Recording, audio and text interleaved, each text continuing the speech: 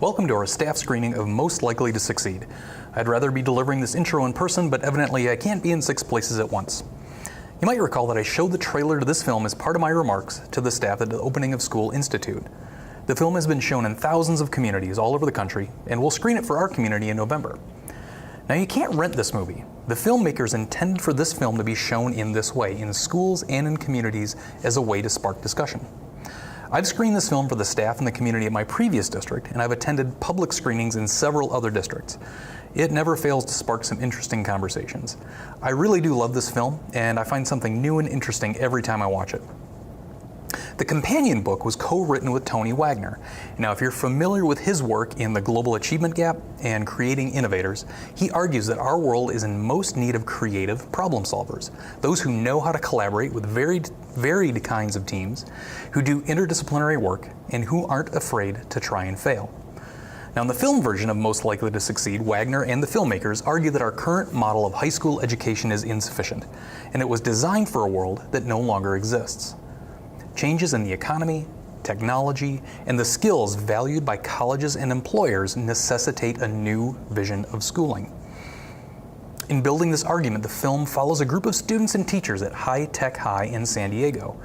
This school was built from the ground up, with project-based learning as its fundamental instructional practice, in which students learn through hands-on experiences and sustained inquiry, and they regularly exhibit their work publicly. My guess is that you'll find that it looks and sounds unlike most schools you've ever attended or served at. It's a very different model of learning than we may be used to, and you might not agree with everything that you see in the film. That's okay. For example, you will hear Tony Wagner suggest that we ban AP classes. You'll also hear that High Tech High teachers work on one-year contracts. So for example, I am not trying to suggest that we ban AP classes or go to one-year contracts. Our intent in presenting this to the staff and the community is to start a conversation.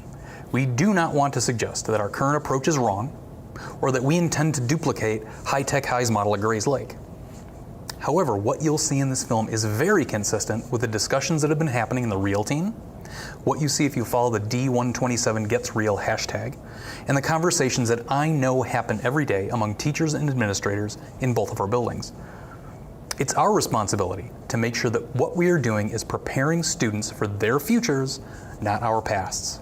So we should always be aware of different models of education, different models of schooling, and take away what's going to benefit our students. You should have been given some information about the film and High Tech High. There are also some reflective questions to think about as you watch. I'd like you to consider the following though.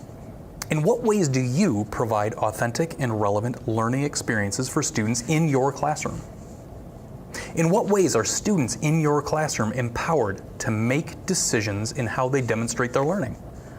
And overall, are Grays Lake students being prepared more for the 20th or the 21st century?